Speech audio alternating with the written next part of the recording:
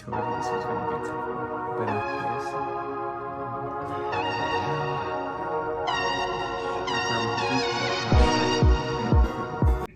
hi friends, so you see the name of this video, you know what this is about.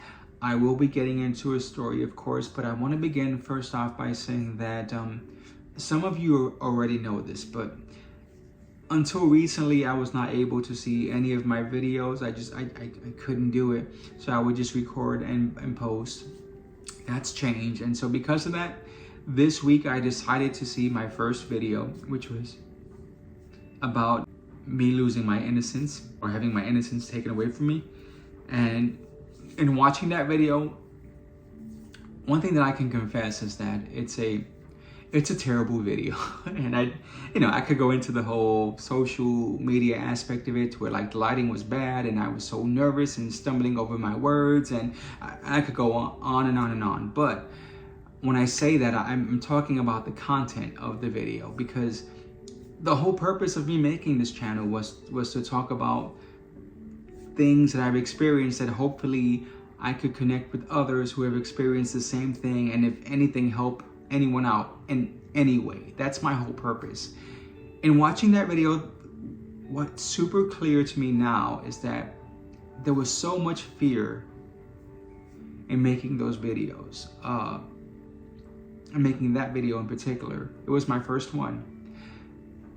But there was this fear. First off, I've said this before, but I didn't want my channel or my videos to be used as a weapon or as a gotcha or as pointing fingers. So it was important for me from the very beginning that I would not say names or say specific things that would kind of just make it super obvious. So that's weighing on my brain, and because of that, I know that I skipped over a bunch of, like, whenever I would pause and not know where to go or how to navigate that. So instead I would just skip over an entire point that I needed to make.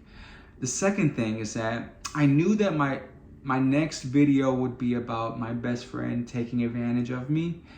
And because of that, because I knew that would be the next one, in the back of my brain, I was thinking, what if people do happen to come across my videos and see them both and say, he's lying, or okay, if you're having all this stuff happening to you, then what are you doing? Why this is happening? Because of something that you're doing.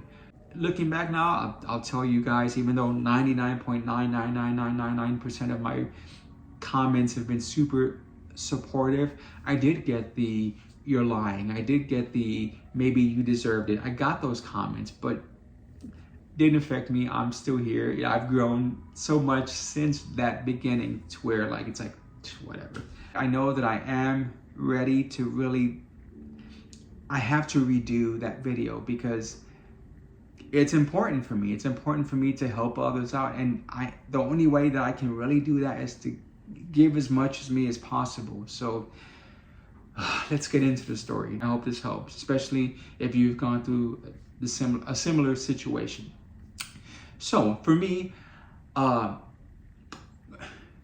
I got into my teens, I kept having, there were these memories that would come back to me, and I didn't know why I would have these memories. It was usually at night when I was in bed and just like trying to go to sleep. These memories would pop into my brain, and I'm thinking like, why am I remembering this? And the only way that I can kind of make this make sense in my brain is that it's kind of like if you saw the movie Titanic, and the next day someone's like, what was the movie about? And you go, oh, well, Jack and Fabrizio find their room on the lower decks, and then there are these two guys who speak a different language, and then one of the guys says, where's Sven? And yeah, and they're like, oh, that's all you remember? Like, yeah, that's it. No, please, Ida, get into the boat. No! We've been together for 40 years, and where you go, I go. But for some reason, you're feeling the emotions of the entire movie. You're feeling sad, you're feeling just depressed. There's a boat, Jack. And I'm thinking, why am I sad and depressed over such a basic kind of memory? So there's a disconnect between the memory and the emotion. that kept happening to me. I kept having these emotions of just sadness and just weakness, and I couldn't figure out what that had to do with the memory. So what I know now, I don't want to forget this, so I'm going to say this now. It's dissociative amnesia, which is when you can't remember the important parts of a memory, but there's certain things that kind of linger, and that was happening to me.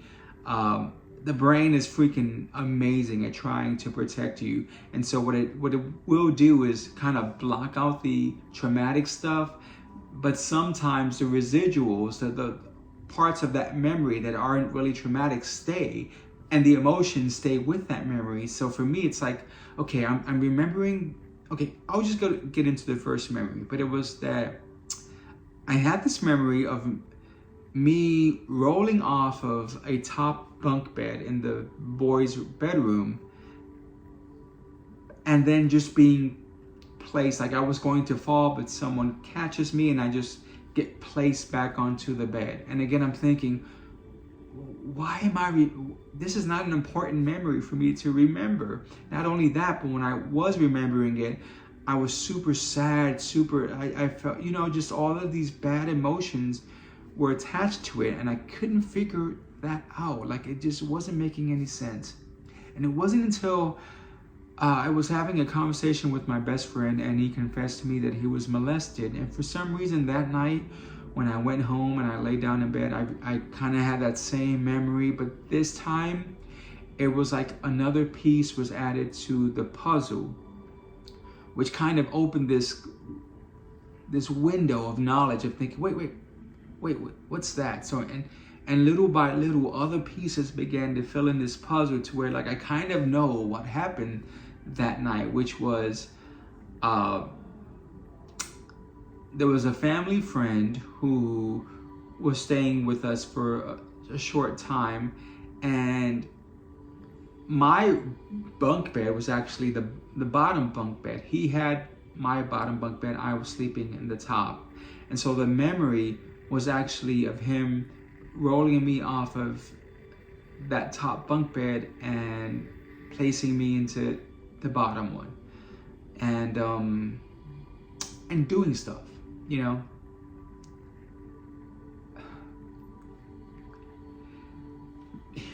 It's evident why your brain wants to block these memories, right? Because obviously it's tough to talk about, but again, it's important, so I'm going to go through this. Yeah, so this family friend was doing stuff to me, and then when he was done, placing me back in the top bunk. And so it makes sense to why I was remembering being rolled off and then being rolled back on. So that was that. As those pieces came together, I was thinking, like, wow. Other things that happened later on really began to make sense, because again, this was a family friend, and so he ended up, he was from Puerto Rico, went back to Puerto Rico. I didn't see him for years, and then he decided to visit New York, comes back, and so I remember this thing of him just picking me up and just like spinning me around in the air, and I just kind of snapped. I freaked out, and I was just like, I started like hitting him and just screaming.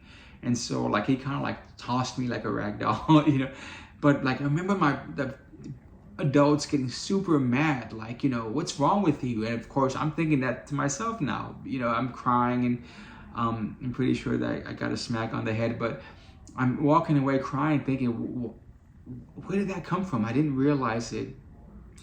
That sucked. As you can imagine, growing up, having that memory of just not knowing why you reacted a certain way towards someone who was a family friend, who was someone that you loved. And it didn't make any sense to me why I would act that way. So now, when everything started to become clearer, it's like, oh, man, that's why. And would I have said anything then? Probably not, but at least I would have known what the deal was, and maybe I would have walked away still crying, still in tears, but at least with the knowledge that I know why this is happening. That something else that happened is that I started to urinate in my bed, or on my bed, and I have a memory of me not peeing. So it wasn't like I always peed in the bed, but it was around that time that I actually did start to pee in the bed. And I know it now. I didn't know it at the time. I didn't understand why this was happening. And I was so freaking, man, I hated myself so much because of that, and I kept, I would just take the sheets and try to put them in the hamper, and of course my mom noticed, and I would always get in trouble, like, what's wrong with you, why are you peeing? And I didn't know why I was doing it, because again, there was a time when I wasn't, but now I know I was trying to make myself undesirable, like unattractive to anyone who would want to do something like that to me. And so yeah, I peed in the bed. I can't tell you when it stopped, but it was way past the normal time. And that's why I was doing that. That's also why I think that I started to eat a lot. Obviously, there were other factors going on in the house, other factors that would make sense for me to eat, but that was one of them. Is that I was thinking, let me eat the pain away, and in that, again, make myself unattractive in a sense. So that's that memory. There's still this part of you that's thinking, maybe this is you. Maybe you're just creating these memories that actually never happened. Okay, so there's a second memory. And so as far as the second memory, here's what happened. So I wrote my book without shaking the house. And in the book, I kind of discuss this moment to where, and this is so embarrassing, but it's not even, I don't care about being embarrassed. I just care about, like, it's such an odd, weird moment. But I had this memory that I was just like, I don't know how to say this, but like I was like fondling a family member's behind, an older family member. And so I didn't know why I would remember this weird moment. Again, I didn't remember anything before or after it, just that moment of me doing that and thinking, and being instructed to do this. So I didn't know, it was just so weird, and I didn't want to remember it. I didn't want to believe it, and so I kept thinking, like, this is just your little twisted mind making up stuff. Like I denied that.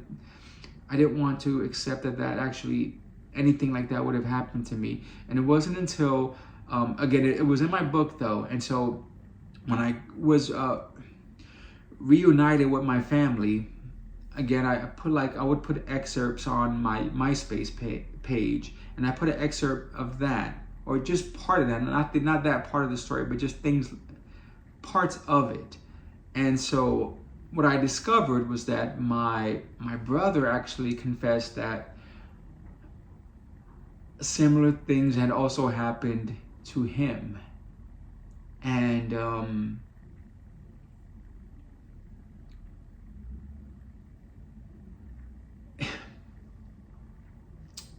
this family member is no longer in the picture, if you know what I mean. Like, it's no longer like a situation to where I can actually have a conversation or work through it. But what I do know now, and again, because the same thing happened to where like the puzzle pieces started to fill in, and fast, because for once it was kind of like, oh my gosh, I wasn't the only victim. Like it's not you, Mikey. You're not just making things up. Someone else experienced the same thing with the same person. So this memory that you have been having is legit. Because of that, the memories just flooded back faster. And so what I do know for certain is that situation was not a one-time thing. It actually happened often, and more so often with me. And maybe it was because I was the youngest at the time, but I was definitely pointed out as the best victim. And so man, it sucks. Like it's only through therapy that I kind of learned to remember everything in its entirety, to accept it all, but then also to kind of just work on pushing past that, taking those memories, making them whole, but then actually making them something different. So for me, yeah, I will get emotional as I'm in it, when I'm in my feels, but ultimately what I've learned is that to use that as a moment of strength, and to where I overcame something, and look at me, I'm still freaking here. So I look at that as a great moment. When I'm in it, not so much, when I'm going through that whole situation. But when I'm done, it's like, okay, yeah, that happened, and I've moved on, and I'm stronger now. So I hope this actually is a better version of what I really wanted to get across. If you've gotten anything from this video, like would be great, subscribe would be even better, and most importantly, comment. I don't want to say that I hope all of you have experienced that same experience, but for those of you who have, I would love to hear from you, hear your stories, hear how you dealt with it, how you moved on. So please comment. Yeah.